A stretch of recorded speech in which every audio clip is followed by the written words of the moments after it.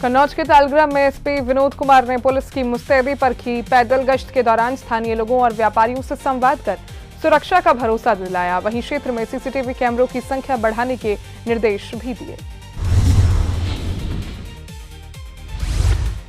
बरेली के भुता ब्लॉक के उमेदपुर बाजार की नीलामी को लेकर हुई शिकायत पर जिला पंचायत ने अपना पक्ष स्पष्ट किया है।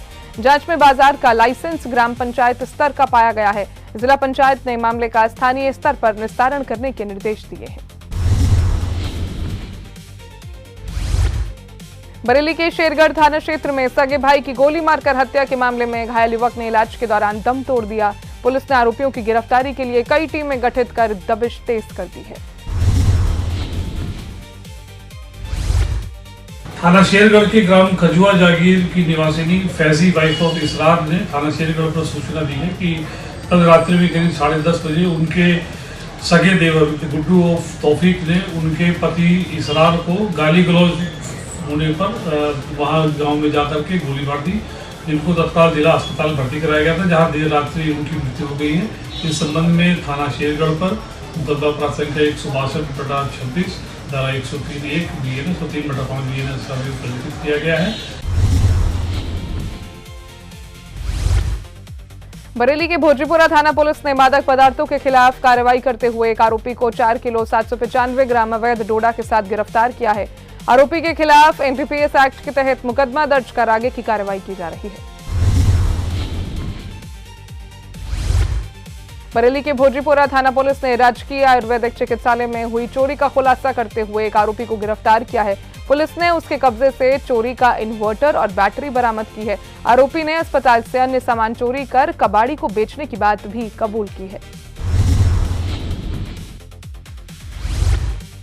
बरेली की कैंट थाना पुलिस ने शातिर अपराधी दीपू को उत्तर प्रदेश गुंडा नियंत्रण अधिनियम के तहत 6 महीने के लिए जिला बदर कर दिया है। पुलिस ने चेतावनी दी है कि तय अवधि के दौरान जिले में प्रवेश करने पर उसके खिलाफ सख्त कानूनी कार्रवाई की जाएगी।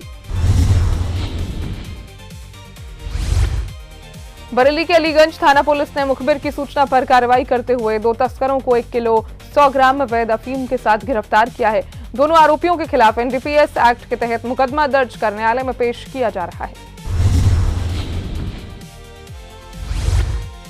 रायबरेली के ऊंचाहार क्षेत्र में पेट्रोल पंप पर युवक के साथ दबंगों ने जमकर मारपीट की। घटना का वीडियो और सीसीटीवी फुटेज सामने आने के बाद पुलिस मामले की जांच में जुट गई है। दमोह पुलिस ने अवैध हथियारों के खिलाफ बड़ी कार्रवाई करते हुए अंतरजिला हथियार तस्कर गिरोह का भंडाफोड़ किया है। पुलिस ने 9 आरोपियों को गिरफ्तार कर उनके कब्जे से 3 पिस्टल, 2 देसी कट्टे और 9 जिंदा कारतूस बरामद किए हैं। वहीं गिरोह के 3 आरोपी अभी भी फरार हैं, जिनकी तलाश जारी है। पुलिस का दावा है कि यह कार्रवाई अवैध हथियारों के नेटवर्क पर बड़ी चोट है। हथियार की संधारण और अवैध हथियार पर तस्कर के खिलाफ लगातार कार्रवाई की जा रही है। उसी की तारतम्य में हम लोगों ने एक सूचना मिली थी, थाना हटा के क्षेत्र में इन्होंने अवैध हथियार का संधारण किया था। इसके अनुसार हम लोगों ने एसडीओपी हटा के लीडरशिप के अंतर्गत हम लोगों ने मल्टीपल टीम्स को बनाए। उन टीम के उन्होंने लगभग मेहनत करने के बाद 2-3 दिन के उसके बाद हम लोगों को 9 आरोपियों को हम लोगों ने गिरफ्तार की थी। इन 9 आरोपियों से हम लोग टोटल 3 पिस्टल और 2 देसी कट्टा और इसके साथ ही साथ हम लोगों ने 9 जिंदा कारतूस को हम लोगों ने रिकवरी की है। और उसके साथ ही साथ अभी 9 आरोपी फरार चल रहे हैं। 3 आरोपी फरार चल रहे हैं। उन तीनों आरोपियों को गिरफ्तार करने के बाद इस अवैध हथियार का तस्करी और संधारण के बारे में हमको और क्लियर हो जाएगा। रायबरेली में गंगा एक्सप्रेसवे पर उस वक्त अफरा तफरी मच गई जब जानवरों से भरा एक ट्रक अनियंत्रित होकर पलट गया। हादसे में करीब आधा दर्जन जानवरों की मौत हो गई, जबकि चालक ट्रक छोड़कर मौके से फरार हो गया। सूचना पर पहुंची पुलिस ने मृत जानवरों को सड़क से हटवाकर यातायात बहाल कराया और ट्रक नंबर के आधार पर मामले की जांच शुरू कर दी है। प्रारंभिक जानकारी के मुताबिक ट्रक में जानवरों को बेहद ठूस कर भरा गया था। रायबरेली में पर्यावरण कार्यकर्ता सोनम वांगचुक के समर्थन में स्वराज अभियान पार्टी के कार्यकर्ताओं ने प्रदर्शन किया। शहीद चौक से कलेक्ट्रेट तक मार्च निकालते हुए प्रदर्शनकारियों ने केंद्र सरकार के खिलाफ जमकर नारेबाजी की। इस दौरान शिक्षा मंत्री धर्मेंद्र प्रधान के इस्तीफे की मांग को लेकर प्रशासन को ज्ञापन भी सौंपा गया। जंतर मंतर में पिछले 20 दिन से आमरण अनशन पर बैठे महान वैज्ञानिक सोनम वांगचुक जी जो बैठे हैं, उनके समर्थन में हम लोग रायबरेली में उनके समर्थन में एक मार्च निकाले हैं और जिलाधिकारी महोदय को ज्ञापन देने आए हैं। इसलिए कि जो हमारे देश में आए दिन आप सुन रहे होंगे कि जो बच्चों की शिक्षा और एग्जाम होते हैं, एग्जाम के बाद पेपर लीक कराते हैं या तो कोर्ट पहुंच जाते हैं। अधिकांशतः ये देखा गया हर पेपर इस सरकार में सारे पेपर लगभग लीक हुए हैं और सरकार की उस पर कोई जवाबदेही नहीं बनती है। बच्चों को फिर से पेपर दिलाने के लिए करते हैं, बच्चे कहां से पैसा लाते हैं, माँ बाप उनके मजदूरी और किसानी करके कर्जा लेके बच्चों को पढ़ाते हैं और सरकार जो पेपर लीक कराने जो लीक कराते हैं उनके खिलाफ ना तो कोई कार्रवाई करती है। सोनभद्र के रॉबर्ट्सगंज तहसील में आयोजित संपूर्ण समाधान दिवस में जन शिकायतों की सुनवाई के दौरान 17 मामलों का मौके पर ही निस्तारण किया गया। वहीं वरासत विवाद के एक मामले में एसडीएम न्यायालय के आदेशों की अनदेखी के आरोप को गंभीरता से लेते हुए एडीएम ने पूरे प्रकरण की जांच तहसीलदार अमित सिंह को सौंप दी। मथुरा के फरहेद थाना क्षेत्र में गोवर्धन ड्रेन के पास एक अज्ञात शव मिलने से इलाके में सनसनी फैल गई।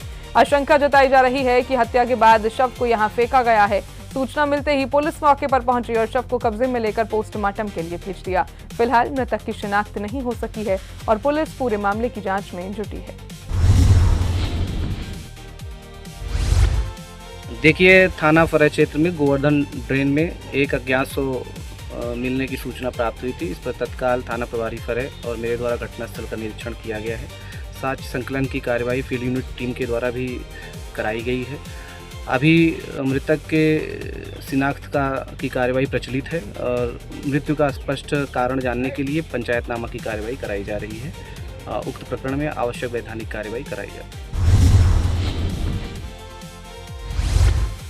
बहराइच के कटनिया घाट वन्यजीव प्रभाग में तेंदुए के हमले ने एक परिवार की खुशियां छीन ली।